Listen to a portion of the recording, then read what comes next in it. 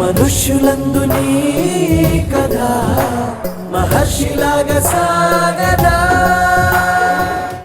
విశిష్ట వ్యక్తిత్వం కలిగిన అభినవ వశిష్ఠుడుగా కొర్రపాటి వెంకటరత్నంకు పేరు ఉంది.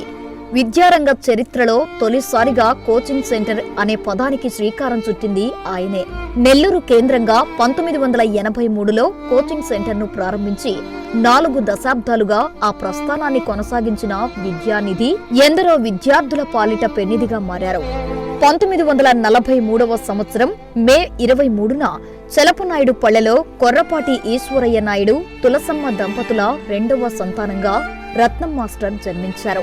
చిన్నతనంలో మంచి చదువు చదువుకుని 10గురికి ఉపయోగపడాలని ఆలోచన చేసేవారు. సొంత గ్రామంలో ప్రాథమిక విద్య చదివి ఆత్మకూరులో ఉన్నత విద్య విఆర్ కాలేజీలో బీఎస్సీ కెమిస్ట్రీ డిగ్రీ అందుకున్నారు. తాను చదివిన విఆర్ కాలేజీలోనే 240 రూపాయల జీతంలో ఉద్యోగిగా చేరారు. భావితరాలను ఉన్నత శిఖరాలకు తీసుకుపోయేందుకు 1966లో మిత్రుల సహకారంతో నెల్లూరులో జయంతి ట్యూటోరియల్స్ అనే సంస్థని ప్రారంభించారు. కొన్ని కారణాలతో ఆ సంస్థను మూతవేసి సొంత పేరుతో రత్నం కోచింగ్ సెంటర్ను నెలకొల్పి రాష్ట్రంలోనే కోచింగ్ సెంటర్ అనే పదంతో విద్యా సంస్థను స్థాపించారు. ఇలా రత్నం విద్యా సంస్థను అంచెలంచెలుగా అభివృద్ధి చేశారు.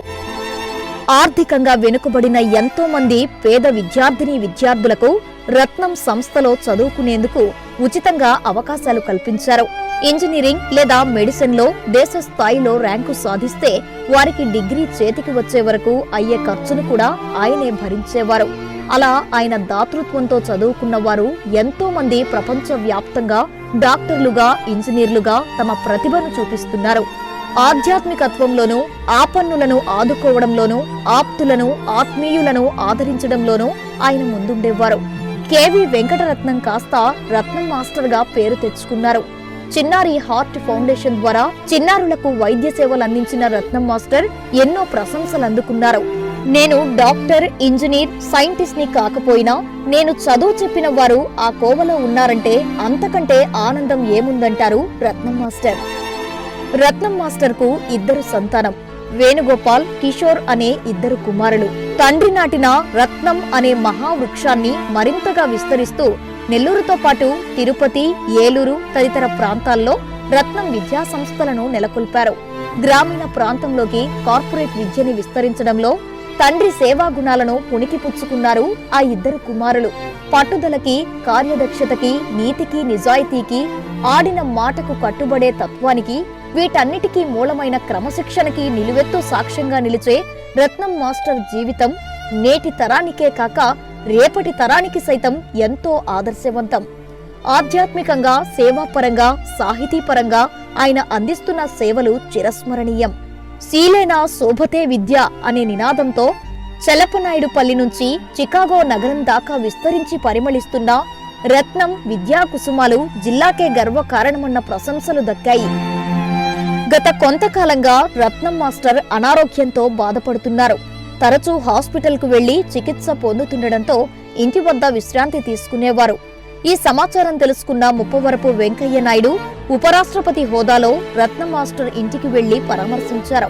Nellore city MLA doctor Poluboyina Anil Kumar Yadav, Nellore rural MLA Kotamreddy Sridhar Reddy, మాజీ మంత్రి పొంగూరు నారాయణ ఇలా ఎందరో ఆయనను స్వయంగా కలుసుకుని ఆరోగ్యం గురించి అడిగి ఆరా తీశారు.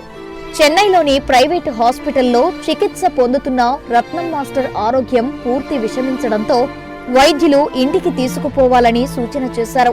దీంతో బుధవారం మధ్యాహ్నం నెల్లూరులోని ఆయన స్వగృహానికి తీసుకువచ్చారు. కుటుంబ సభ్యులందరినీ రమ్మని వారితో మాట్లాడుతూనే తుది శ్వాస విడిచారు. పార్థివ దేహానికి రాజ్యసభ సభ్యులు వేమిరెడ్డి ప్రభాకర్ రెడ్డి, వేమిరెడ్డి ప్రశాంతిరెడ్డితో పాటు పలువురు నివాళులర్పించారు.